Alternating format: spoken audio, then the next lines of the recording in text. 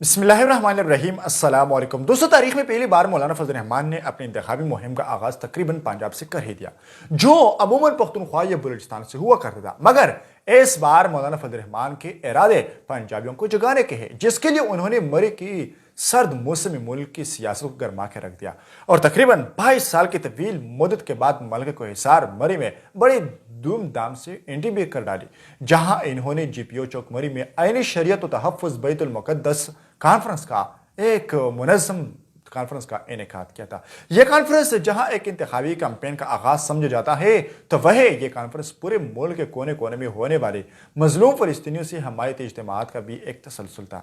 जिस तरह मौलाना फजल रहमान ने पहले पेशावर, फिर बलूचिस्तान क्वेटा, फिर सिंध में और अब पंजाब के पुरफजा मुकाम मरी से इसराइली जरहियत के खिलाफ और मजलूम फलस्तीनियों की हिमायत में एक तवाना आवाज़ दिया।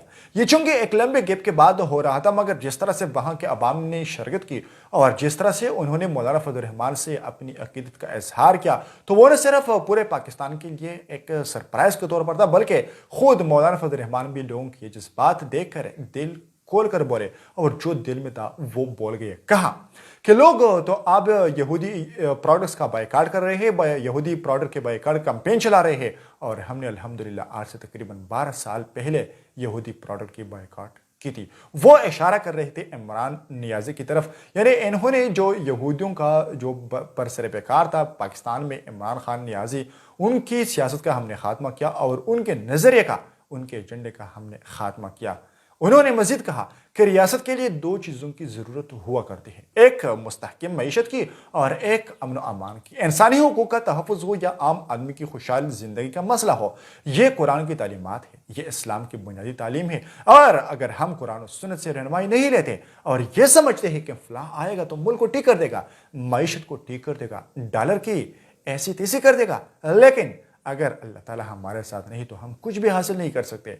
हमें इस महाज पर जंग लड़नी है, बहुत हो चुका। आप 75 साल पहले हमने ये मुल्क हासिल किया ला इलाहा इल्लल्लाह के नारे से, ला इलाहा इल्लल्लाह के नाम से, नजरिया ला इलाहा इल्लल्लाह। मुसलमानों ने इस वतन अजीज को हासिल करने के लिए ला इलाहा इल्लल्लाह की उम्मीद पर, ला इलाहा इल्लल्लाह के निज़ाम की उम्मीद पर अपनी जानें न्यौछावर की। हमारी माओ और बहनों ने अपनी असमतें न्यौछावर की। क्या किसी ने आज तक गिरबान में जांग कर यह सोचा है कि 75 साल तक हमने ला इलाहा इल्लल्लाह का क्या मजाक उड़ाया है? क्या कभी किसी ने अपने गिरबान में जांग कर अपना मुहासिबा किया है? यकीनन नहीं किया। तो उनका ये वाज़ेह पैगाम था कि अब हमने ही मुल्क को ठीक करना है। पिछले 75 साल में हमने बहुत से तजुर्बे किए, मुख्तलिफ नजरियात को आजमाया, मगर नताइज बिल्कुल सिफर है। अब आवाम जान चुकी है कि कौन इस मुल्क से खिलवाड़ कर रहा है और कौन इसको तरक्की की पट्टी पर डालना चाहता है।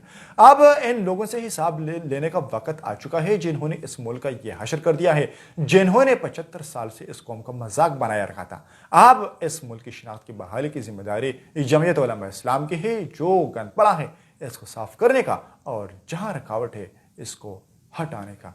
इंशाअल्लाह। शुक्रिया।